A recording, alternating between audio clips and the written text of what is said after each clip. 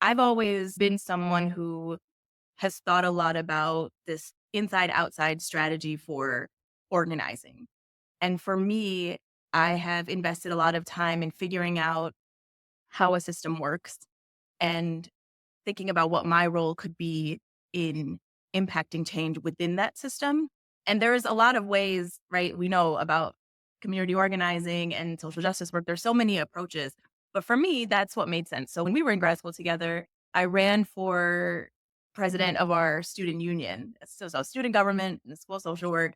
And I was really interested in there were some very critical things that I saw within our school that I'm like, we have to work on these things. But one of the things that particularly came up was the need for having dialogue related to equity, race equity within the school. Not about so again, we're social workers, right? So we're learning how to do this work for external That's audiences. right. We're That's learning right.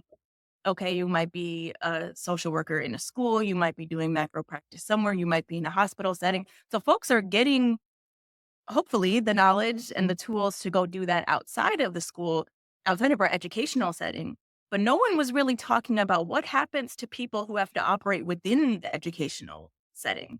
And so when we talk about the impetus for getting this going, it was actually you, and you may or may not remember this. And of course, we had a couple of classes throughout our journey, maybe just a few that were offered as electives of dialogue, organizing, social justice work. They were here and there taught by some of our favorite people. That's right. But outside of that, there was a common thread of thinking about privilege and diversity and whatever we were calling this work then. There were different terminologies, and there was still a concept of they should be woven throughout our work.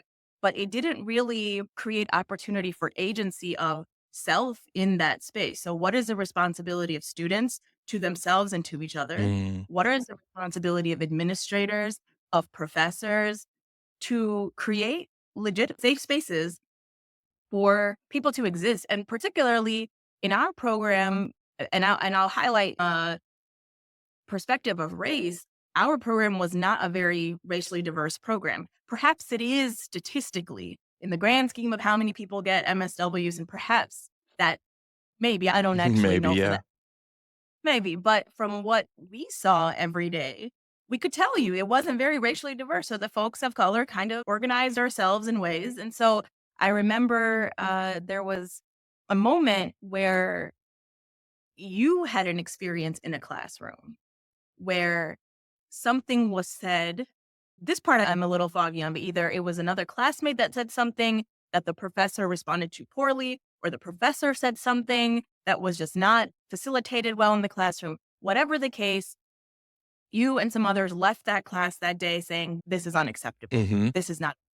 And for me, that moment of that awakening was, of course, there was this I'm a total nerd. I love school. I love being in classes and all of that.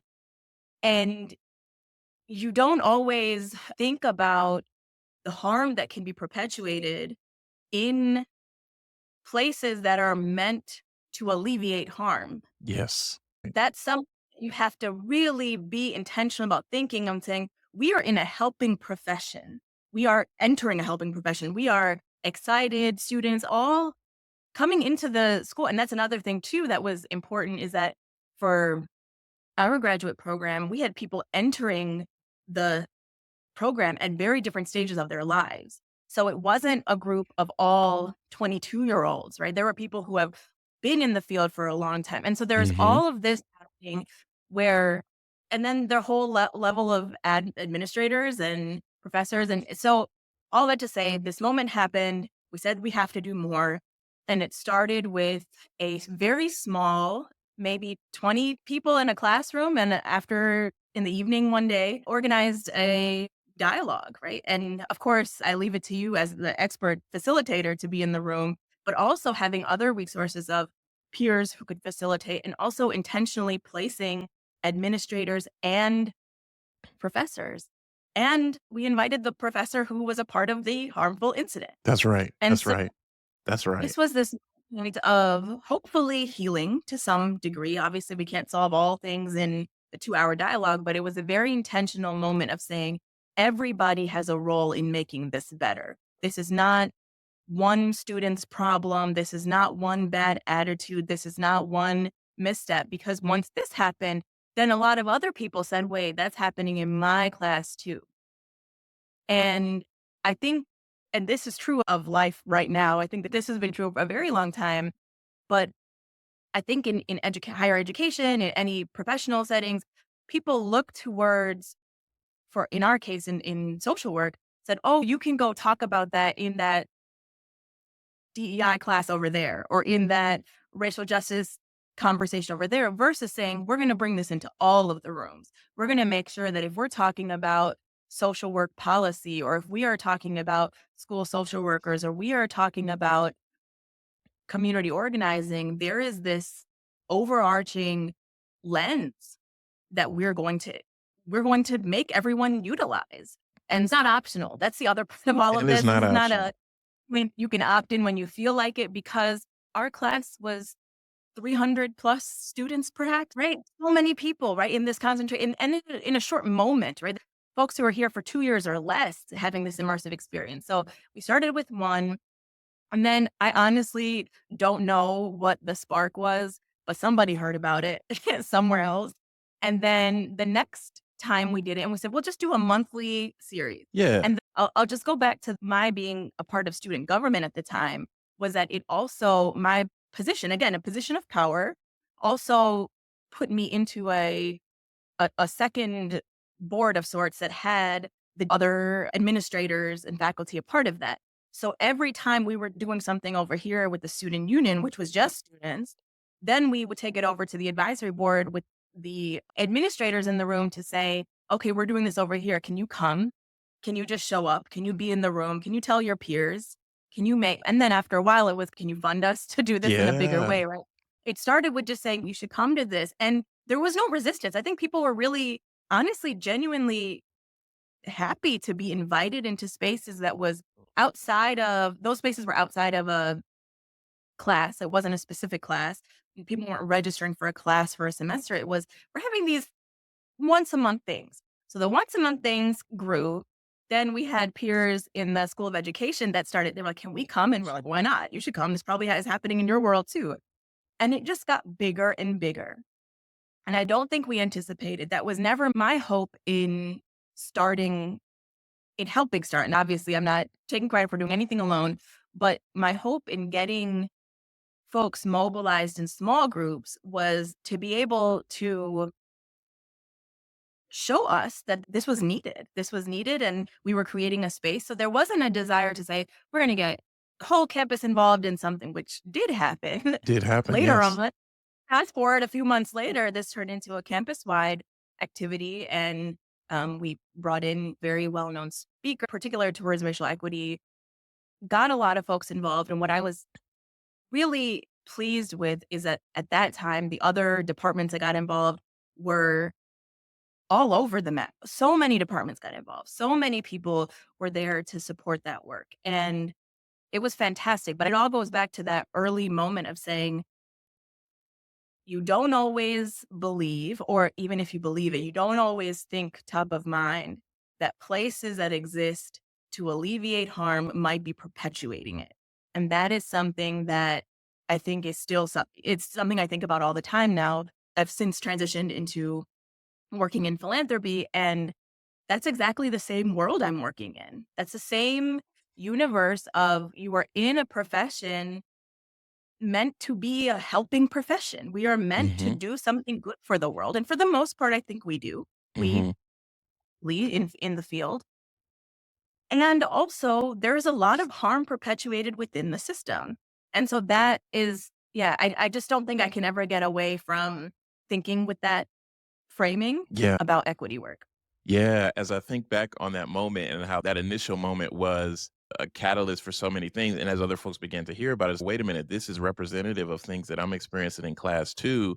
Yeah, I can remember as I think back, you did mention, and it's true, our class at that time was not very diverse racially. One thing I did notice about this particular classroom setting where the incident happened where I was in is that there were more Black folks in the class than I had had at that point in my entire time there. And so I can remember it was conversations around field placements wrapping up, and there was a white school of social work student who was sharing about an experience being placed with some students in Detroit, Black students in Detroit, and was sharing something to the effect of, when I first came and started working here, the kids were talking in broken English. They were wearing baggy, saggy clothes. I couldn't understand them, didn't understand why they were dressing the way they were.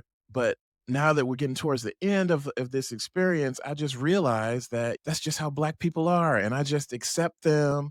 And I've grown so much as a result of being in this process. And I can remember being in that space at that time and having a very internal, but a very strong reaction to it. I'm thinking, whoa, particularly as someone who was born and raised in the city of Detroit, product of Detroit public schools, saw and lived in communities every day.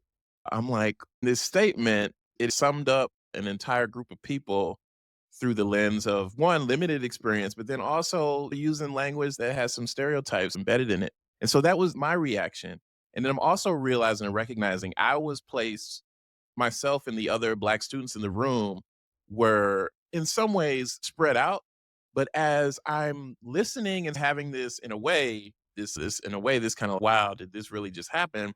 I'm combining that with hearing a lot of affirmations from the other white students in the room. Yes, growth. That's Mhm. what we're talking about. That's what this profession is about, kind of thing. And I'm looking across the room in different locations at the other Black students who are also in this room. And we are all sharing a knowing look of, The can you look. believe this just happened? Yes, the look, right? Like, can you believe this just happened? Not even exchanging any words between us, but just looking. Did you just hear that? Didn't even have to verbalize it, but I know that's what was happening. And then a lot of congratulations toward this particular person who was sharing, and then moved on for other folks talking about their experiences. And so I can remember, and it's one of those things. Sometimes things happen and then class wraps up and it's time to go. Everybody moves off and goes about their day. This was an evening class, just for context. And I can remember staying there with the other Black students, processing what had happened, processing not only our feelings, that but nothing was said to, interrupt the things that were said, and acknowledge the things that were said, qualify it like, okay, yes. And some of this is rooted in stereotypes and other things. And so I say it was a night class for context because we were there processing so long, trying to figure out, one, check in with one another, process what happened, think about what we might want to do next. So long to the point to where the folks who maintained the building came in and was like, all right, y'all, it's time to Oh, leave. I don't want you all to leave. The building is closing and we have to go. Yeah, so we did. We resolved to address it and bring it back up to the professor. We crafted a message and sent it to the professor. Came in to class, and these classes are like 3 hours long in some instances, and like no acknowledgement, no conversation about it. There was a break. We went up to the professor and shared about the email that we had sent and reiterated the impact of that initially. And it had seemed as if our concerns weren't addressed. And so we had initially planned to leave the class and told that professor again. And at the point when we acknowledged and shared, okay, we're getting ready to leave here because this thing has happened and it's not being addressed. We need to talk about this, the impact that it's having on us. The professor then, all right, shifted gears and circled up in the classroom, and we had a dialogue to process what had happened and to acknowledge and try to put it out there in the open about how harmful those statements are. And the degree, what you said, we need to also, while we're doing work on the outside, we need to think about what are we bringing in our own educational environments, and then how that connects to the work that we do, how that informs our decision making. So I just wanted to share that because as you were sharing about how it all came together, that's one of the things, right? And then you, others, myself went into doing some work around that. But I also wanted to highlight the impact of coming into what was said, and in some ways, I think in terms of rankings, and that still continues to be like the number one or two school of social work in the country. And so coming in with this sense of we are all here for equity and justice, and then having some experiences that in some ways it's, whoa, I wasn't expecting to hear that here. I wasn't expecting to have some of these kind of experiences here, given the messaging and the reputation in that. And so it's one of those things, even for me, is it taught me the importance of continuing to do our own work while we're trying to work on other people. We got to do our own work too. I just wanted to respond to this is the thing, right? What continues to be so heavy in my heart is that in moments like this, one, you had to do the work to address the harm, to identify that harm even existed there, that this person's comments were totally inappropriate. Like you had to do all of the work being someone who was directly impacted by the language and all of the surrounding behavior, right?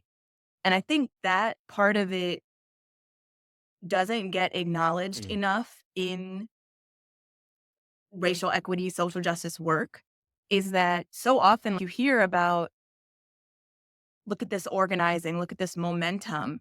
And then you think about who's doing it. And because you feel a sense of responsibility, right? So in that moment, I'm sure one alternative would have been to just say, you know what, this was horrible. We have to move on. And business as usual would have occurred the next time you went to class. But it was on you and your peers that did all of this surrounding work to then still not get acknowledged. I think one of the hardest realizations for me as I've grown professionally is that even when you state that harm has been caused, the defensiveness Mhm. that see out there is wild to me. If I say, "Hey, you said these sets of things or you did these sets of," which has happened in my professional life, to say, "Hey, I'm not sure what you meant, but when you did this, it produced this reaction or this feeling for me."